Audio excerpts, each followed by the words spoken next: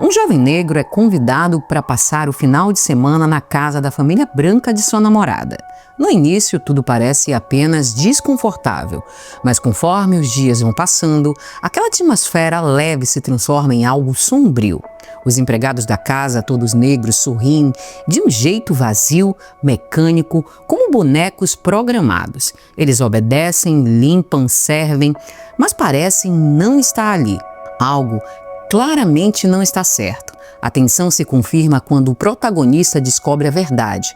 Aquela família fazia parte de uma organização secreta que sequestrava pessoas negras para transplantar nelas a consciência de brancos ricos e velhos. Um processo perverso de dominação, controle, roubos de corpos e de identidade. Esse é o enredo de Corra, filme escrito e dirigido por Jordan Peele, que ganhou até Oscar. Mas e se isso não fosse ficção? E se algo parecido estivesse acontecendo de verdade? Olá, lindezas, tudo bem com vocês? Para quem não me conhece ainda, muito prazer, eu sou Mirla Prado, esse é o canal Fatos Sinistros, o canal que traz os casos mais sinistros da internet. Sobre o caso de hoje, eu preciso falar algumas coisas que são importantes para o entendimento do vídeo, tá bom? Mas quem for mais apressado, é só passar para um minuto aqui em cima, tá bom? Que já vai direto para a história. Ao contrário, gente, do que eu sempre trago aqui, esse não é um caso que inspirou um filme. É uma história real que se parece com o filme. Pela história, mas mais também pelas teorias malucas, porém muito perigosamente plausíveis que surgiram ao redor dessa história. E olha, eu não sou muito chegada à teoria da conspiração não, mas conforme eu ia lendo artigos, posts e comentários nos posts sobre esse caso, minha gente, eu fui viajando junto e eu precisava compartilhar o que eu li com vocês. Eu nunca trouxe nada parecido aqui para o canal, todos os roteiros que eu tenho sempre foram baseados em grandes artigos, documentários. Nesse caso em específico, devido ao material fraco que existe, tá? Eu tive que fazer um trabalho investigativo enorme para montar a história e no meio disso surgiram muitas teorias muito plausíveis e muito pesadas. E como eu moro nos Estados Unidos, exatamente onde tudo aconteceu, eu não estou aqui para arrumar encrenca. Como vocês sabem, eu amo investigar, mas eu não estou disposta a ganhar um processinho de brinde, gente. Então, por segurança jurídica, eu decidi que nesse vídeo eu vou preservar a identidade dos envolvidos, com exceção da personagem central, tá? Que o nome dela tá em toda a mídia, mas o nome das outras pessoas também tá, mas eu prefiro assim para poder me preservar, tá bom? Mas fiquem tranquilos que todas as informações que eu trouxer aqui são públicas e disponíveis. Antes de eu ir para a história, eu preciso fazer aqueles pedidos importantes para o canal. Se você se interessa por esse tipo de conteúdo e tá chegando agora no canal, eu te convido a se inscrever, ativar as notificações e deixar seu like logo agora no começo, porque depois provavelmente você vai esquecer, vai sim. E também, gente, eu sei que tem muita gente que não gosta de escrever, tem vergonha. Você pode deixar um emojizinho nos comentários que já ajuda muito a gente, tá bom? Quem quiser também ser membro do canal, é um valor bem pequenininho e você passa a usufruir de algumas regalias. E também ajuda o canal a produzir mais conteúdo. É isso, meus amores. Fica aqui meu muito obrigada. E agora, bora pra essa história maluca.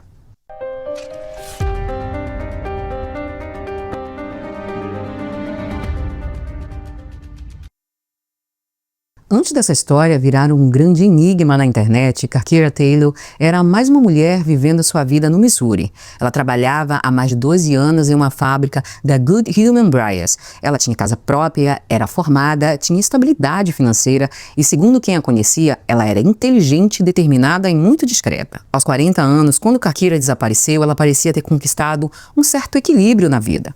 Nada em seu comportamento indicava que ela estivesse em crise ou prestes a jogar tudo pro alto. Pelo contrário, sua rotina era sólida, quase que previsível, trabalho, casa, contas pagas, vida construída com esforço. Mas foi justamente nesse cenário aparentemente normal que o inesperado aconteceu. Kakira desapareceu.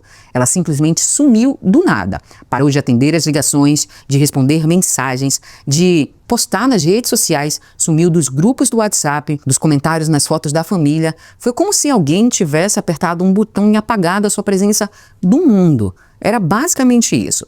A princípio, os parentes pensaram que fosse só uma fase, uma crise talvez, ela queria um momento de isolamento, mas os dias foram virando semanas, e as semanas, meses, e foi aí que o pânico se instalou. A família entrou em modo de busca total. Foram até a casa dela, procuraram amigos, colegas de trabalho, hospitais clínicas de reabilitação, centros comunitários e até abrigos. Eles procuraram ela em todos os lugares que podiam.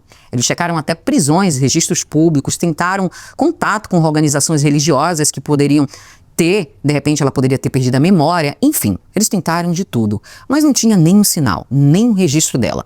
O mais frustrante é que quando eles foram prestar o boletim de ocorrência de desaparecimento, como ela já era adulta, o desaparecimento nunca foi investigado de forma séria. Para a polícia, a Carqueira apenas quis se desligar da família. Ela fugiu, sumiu por vontade própria, deixando tudo, trabalho, casa. Realmente isso era uma coisa que não tinha muita lógica. E durante 5 anos, o que restou foi apenas silêncio. Ela desapareceu. Então, alguns já davam até como se ela não tivesse mais vida. Mas do mesmo jeito que ela desapareceu, ela também reapareceu do nada agora em abril desse ano, de 2025. No entanto, gente, esse reaparecimento não foi um reencontro emocionante, como geralmente acontece com pessoas desaparecidas que tornam a aparecer, né?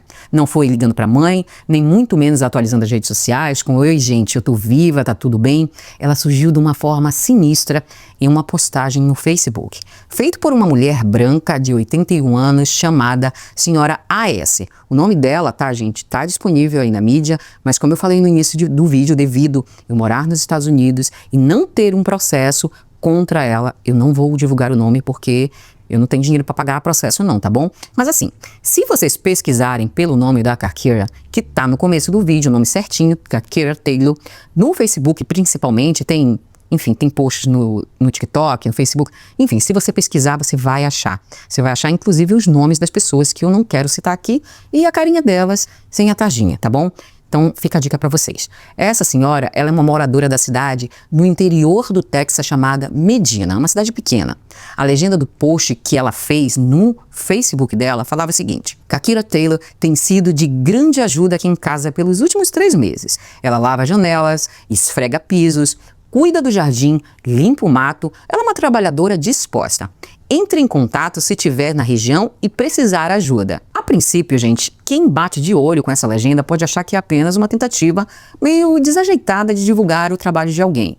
Até alguns pensam que nem é desajeitada, que tá tudo bem, entendeu? Mas tem alguns pontos aí que realmente não batem. Primeiro, que ela não coloca o contato da Carqueira, mas sim para falar com ela.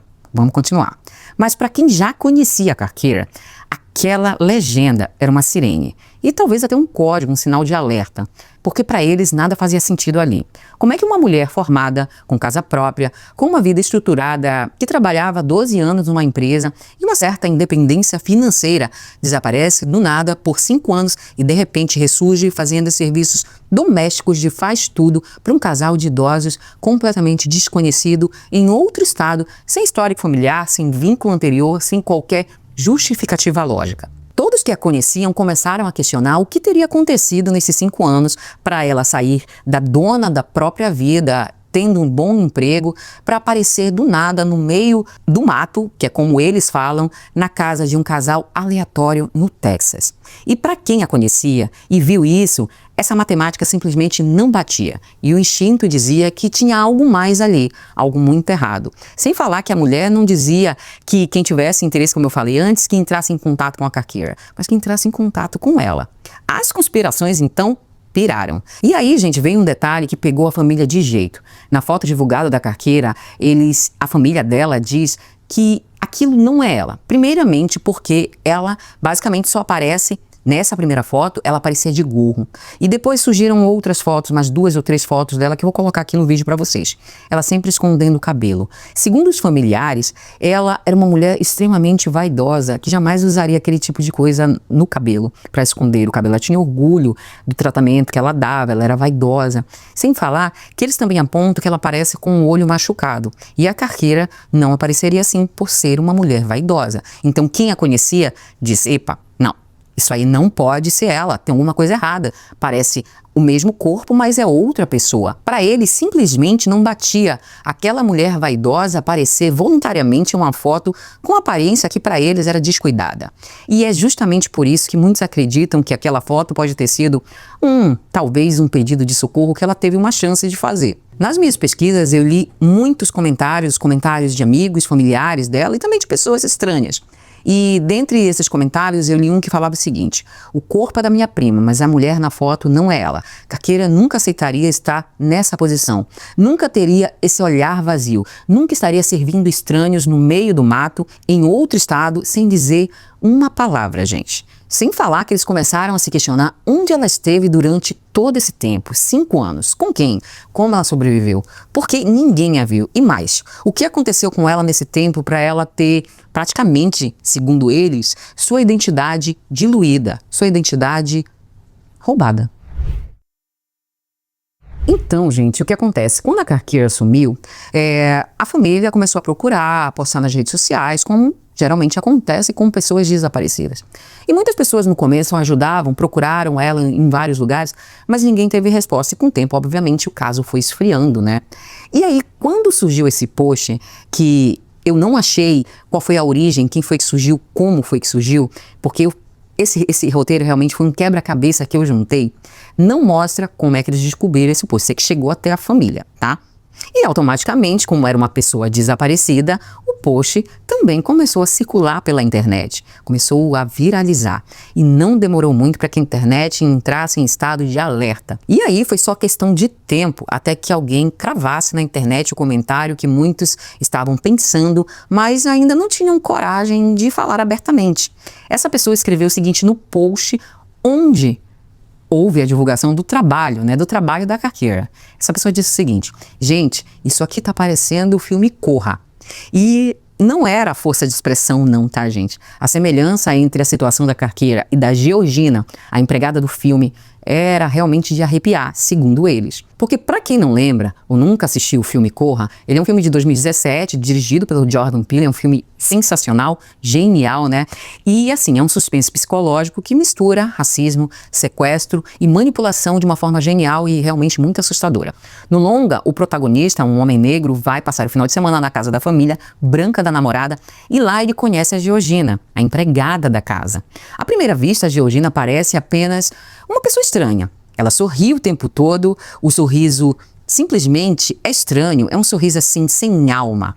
Ela fala com calma, como se tivesse sido treinada. Seus movimentos são suaves, lentos, quase que robóticos. O olhar dela é vazio. E as respostas sempre são muito cordiais, muito controladas e muito automáticas. E conforme a história avança, a gente descobre no filme que o motivo daquele comportamento era bizarro. A Georgina, ela teve o corpo roubado através de um procedimento médico absurdo e cruel. A mente da personagem ela foi empurrada para o cantinho do próprio cérebro, enquanto a consciência da avó branca da família, sim, da avó, assumiu o controle do corpo dela. A Georgina ela estava viva, mas aprisionada dentro de si. E de vez em quando a verdadeira Georgina tentava emergir. Assim, uma lágrima escorria, um olhar pedia ajuda, mas era tudo sufocado, travado por um sistema de controle cruel e silencioso. E é justamente por isso que tanta gente viu a Carqueira na Georgina. Obviamente, né, que na vida real eu pelo menos não acredito que aconteceu isso, mas a gente nunca pode descartar uma lavagem cerebral, certo? Então, gente, para as pessoas que viram aquele post e conheceram a Carqueira, para elas, aquela postagem parecia uma cópia fora do contexto do filme. Obviamente que não explicitamente igualmente como aconteceu no filme, mas um roubo de identidade, digamos assim, uma lavagem cerebral que a fez uma escrava daquela família branca, entendem? Segundo os internautas e parentes da Carqueira, ela tinha o mesmo sorriso forçado da Georgina, a mesma postura que para eles era submissa, era uma pessoa que parecia ter realmente perdido a sua identidade, quem ela era antes, e ter do nada virado uma serva de uma família branca, uma pessoa bem-sucedida que não precisava estar fazendo aquele tipo de trabalho, que tinha uma casa, tinha um trabalho, e de repente aparece servindo, entendem? É no mínimo estranho, né? E aí a pergunta se impôs com força. Será que a Carqueira, assim como a Georgina, foi submetida a algum tipo de lavagem cerebral, doutrinação religiosa, manipulação emocional, ou tudo isso junto? Foi assim que a internet começou a explodir com a teoria que esse caso seria o caso do Corra da vida real. Bora continuar. No meio dessa avalanche de estranhezas, uma palavra começou a surgir nos comentários, nos vídeos do YouTube, no TikTok, no Facebook, enfim, nas investigações informais feitas pelos internautas. A palavra era seita, algo que de fato pesa no imaginário das pessoas. Aliás, eu fiz um vídeo que mostra uma seita criada pelo pai de uma aluna dentro da universidade. E nesse vídeo eu mostro imagens reais, gente, e tudo o que acontecia é realmente muito assustador e agoniante. Eu sei que esse assunto seita, ele mexe realmente com o imaginário popular e eu sou uma pessoa que sou fascinada por esse assunto, eu estudo muito sobre. E aí, vamos lá, bora continuar nesse caso. Mas voltando para o caso assim, muita gente acredita que a carqueira, ela não reapareceu apenas na casa de um casal religioso. Porque sim, aquela senhora que aparece na foto com a carqueira, ela é uma líder de uma igreja, casada com um pastor da mesma denominação, que também não citarei aqui para não ter processo. Oficialmente, eles são um grupo voltado para ações de fé, vida simples e trabalho comunitário. Mas o que se vê, olhando mais de perto, é uma comunidade extremamente fechada, composta majoritariamente por pessoas brancas, com discurso religioso rígido e pouca abertura ao diálogo externo. Vocês já viram, né? A senhora da foto e seu marido, eles são figuras centrais desse grupo, eles são os líderes. E há quem diga que esse discurso de acolhimento é apenas uma fachada. E aí as perguntas começam a ganhar forma, né? Por que a carqueira estava ali exatamente com eles? E mais, porque depois da repercussão negativa do post no Facebook, a senhora S, que é como eu a chamo aqui, deletou a postagem imediatamente, ao invés dela ter respondido os internautas, ou até mesmo respondido, na verdade, a família da carqueira, ou até mesmo feito um post explicando a situação. Mas não, o que eles fizeram? Simplesmente apagaram e fingiram que aquilo nada está acontecendo. As redes sociais estão aí, abertas, e eles fingem que nada está acontecendo, enquanto as pessoas aqui nos Estados Unidos estão falando o tempo todo sobre esse assunto. É estranho, né? Mas ao mesmo tempo, gente, eu julgo como a favor dessa senhora, dessas pessoas, o fato dela ter usado tranquilamente o nome Carqueira Taylor no post. Se ela fazia algo de errado, por que postar uma foto com a carqueira e ainda nominá-la corretamente, né? E tem mais. Começaram a surgir boatos sérios de que o grupo é simpatizante de ideias supremacistas brancos. Mas eu não posso afirmar. O que eu li lá foi tudo que eu angariei fazendo a pesquisa para esse vídeo. Inclusive, alguns usuários das redes sociais afirmaram ter encontrado trechos de sermões antigos do marido da senhora da foto, onde ele falaria sobre pureza moral ligada a tradições raciais, mas até agora não existem provas públicas e registros que comprovem isso. Só estou trazendo tudo o que eu angariei para vocês, tá bom? E para piorar, os internautas começaram a escavar cada detalhe do perfil dessa senhora, da tal igreja e das fotos postadas por membros da comunidade. Essas fotos começaram a chamar a atenção. Sem falar que eles encontraram também mais imagens da carqueira ali nessa comunidade. Parecia que realmente ela se tornou uma empregada doméstica ali da comunidade, sabe? A maioria das imagens retrata cenas bucólicas e religiosas. Os rostos deles, da comunidade, são sempre serenos, sorridentes, pessoas assim que realmente parecem ter sido tiradas de um comercial de margarina. Eles vivem, parecem, uma vida muito simples, uma vida de fé. São pessoas que parecem realmente muito perfeitas. Mas, para os internautas, bastou olhar com um pouquinho mais de atenção que a cena mudou de tom. Em algumas imagens, eles destacam que, entre todas aquelas figuras brancas de pele clara, traços nórdicos, roupas discretas, surgem como se tivessem apenas de passagem crianças mestiças. Crianças que você vê nitidamente que são mistura de pessoas negras com brancas. E esses rostos, pelo menos, claramente não são filhos biológicos de nenhum daqueles adultos, a não ser que pode ter sido de algum daqueles adultos brancos com algum adulto negro, mas que não aparecem nas fotos. E os internautas, investigadores, começaram a procurar quem eram os pais daquelas crianças no meio daquela gente. E não aparece gente realmente negra nas fotos. Nenhum adulto negro, nenhuma referência de pais biológicos. Nenhuma identificação nas legendas, assim, não tinha nada.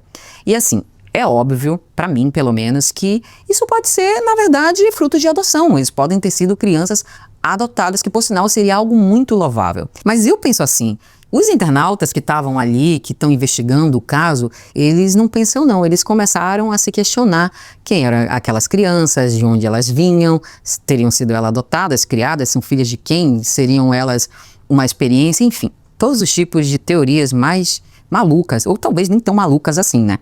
Tem gente lá, gente, que fala até o seguinte, que essas crianças, elas poderiam ter sido criadas dentro da seita, para serem moldadas desde cedo como servas, como almas salvas, como, por exemplo, conversão racial e moral. E sim, você leu certo, conversão racial. Há relatos antigos em que grupos fundamentalistas nos Estados Unidos, de que certas comunidades acreditam que é possível purificar comportamentos ou até reabilitar linhagens misturadas, desde que a criança seja doutrinada cedo, criada com obediência e cercada apenas de referências brancas. É isso. A ideia seria apagar a raiz, eliminar a cultura original e reprogramar a identidade. É absurdo, eu sei, é doentio, mas infelizmente isso não seria um caso inédito não, tá? Isso já aconteceu bastante. Isso já aconteceu outras vezes. Mas eu confesso a vocês que, após anos trabalhando com isso, eu não descarto nada, mas eu acredito que a internet tem realmente uma imaginação muito fértil. E também eu sei que há quem se divirta criando essas hipóteses, ou melhor, as tais teorias conspiratórias que a internet ama, né? Mas saindo desse campo conspiratório, o fato é que depois do choque, com a postagem no Facebook, os boatos, a viralização e os comentários de internautas apontando a semelhança com o filme, depois de muita insistência, a família da Carqueira revelou que conseguiu algo que não acontecia há 5 anos. Eles conseguiram falar com ela. Mas infelizmente eu não achei em nenhum lugar como eles teriam conseguido esse contato. O que se sabe é que a família conseguiu falar com ela por uma ligação telefônica e sim, era a Carqueira, ou pelo menos a voz dela, mas segundo o relato, desde o primeiro alô, alguma coisa parecia estranha. A família dela diz isso. A conversa para eles não era fluida. As frases vinham espaçadas, calculadas até, o tom era monótono, quase que ensaiado, como se ela estivesse lendo um script ou sendo vigiada, e aí as teorias vão piorando na internet quando eles escutam esse tipo de coisa, né? A família tentou, inclusive, puxar assunto, perguntar onde ela esteve todo esse tempo, com quem ela esteve, como ela tinha passado todos esses anos, mas a Carqueira, ela sempre desviava de responder com frases curtas e pouco informativas. Ela evitava perguntas diretas, mudava de assunto e parecia desconfortável ao falar com eles. O que é estranho, você está 5 anos sem falar com a sua família, será que fizeram uma coisa tão ruim assim para ela? Se ela estiver lá por livre, espontânea vontade, né? E assim, gente, quando eles pediram para ela fazer uma chamada de vídeo, mostrar o rosto, acenar, só para dizer que estava tudo bem, ela recusou. Disse que não podia, que não via necessidade, que estava tudo bem, procurando o tempo todo desligar. Ela ficou o tempo todo forçando para desligar a ligação. E também, gente, como é que pode estar tudo bem se uma mulher que sumiu por 5 anos se recusa a mostrar o rosto, mesmo falando com a própria família, né? Isso me lembra também muito o caso da Katy Torres, das meninas quando elas estavam presas aqui nos Estados Unidos e a família queria falar e elas diziam que não, que não, que não. E eu acho que isso é muito comum em tráfico de pessoas, em tráfico humano, né? Mas assim, a coisa ficou ainda mais estranha quando um dos parentes mencionou a repercussão nas redes sociais, mencionou para ela.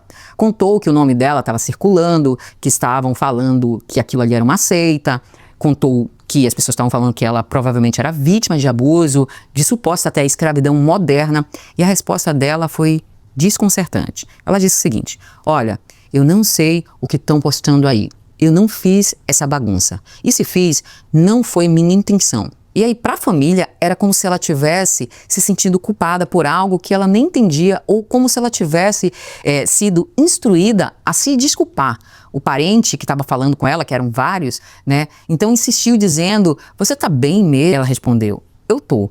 Ele então mandou de volta manda um vídeo, uma selfie, qualquer coisa para que a gente possa ficar mais em paz. Ela então respondeu, não, eu não gosto dessas coisas, mas pode deixar, depois eu penso se eu mando. Assim, ela queria mesmo era desconversar e se livrar deles. Até porque esse depois, pelo menos até quando eu pesquisei, nunca aconteceu, nenhuma foto, nenhuma selfie, nenhuma ligação depois aconteceu. E a partir daí, só veio o silêncio de novo, ela sumiu de novo. E assim, gente, se ela realmente está vivendo bem, uma vida nova por conta própria, o que custa ela mostrar isso para poder acalmar quem diz a amar?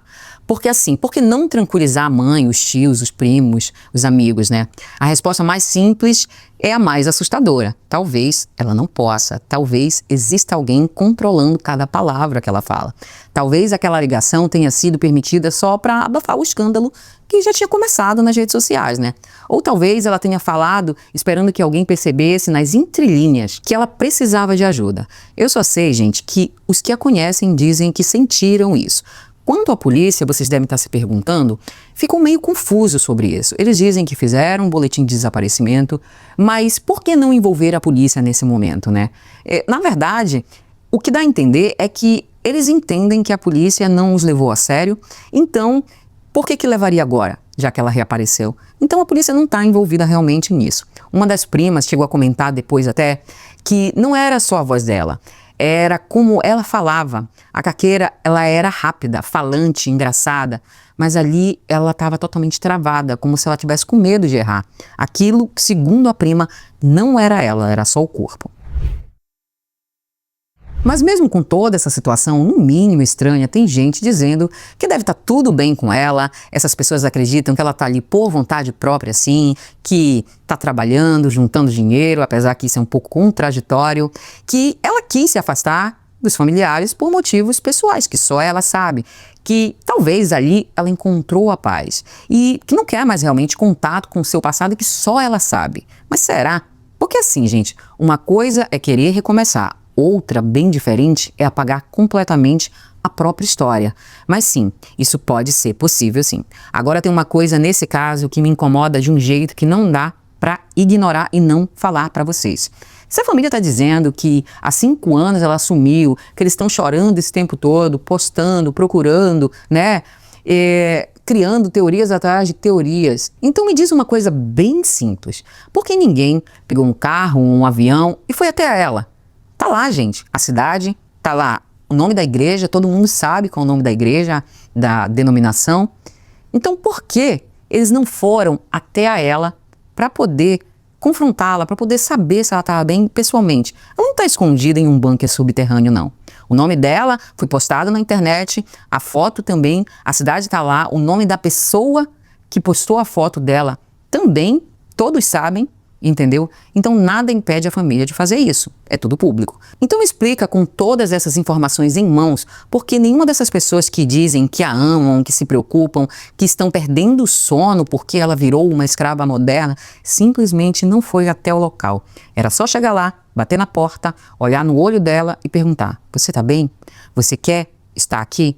Mas não. Preferem ficar na internet, gravando stories, escrevendo textão, fazendo vídeo, dizendo que ela parece robotizada, isso e aquilo.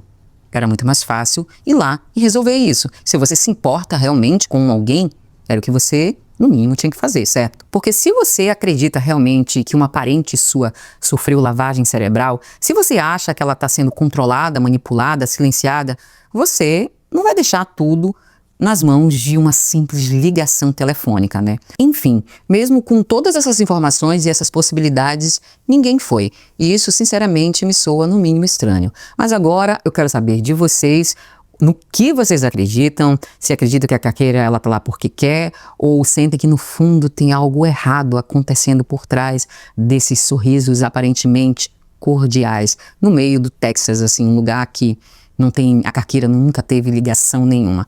Gente, assim, essa história é no mínimo muito sinistra. Agora, qual é a verdade? Eu espero realmente que um dia a verdade venha à tona. Eu vou ficar de olho nesse caso, porque esse caso realmente me fascinou, entendeu? E então, assim que tiver alguma atualização, eu vou trazer esse caso de novo para vocês, porque eu quero saber no que isso vai dar. É isso, meus amores. Eu fico por aqui e até o próximo Fato Sinistro. Um grande beijo.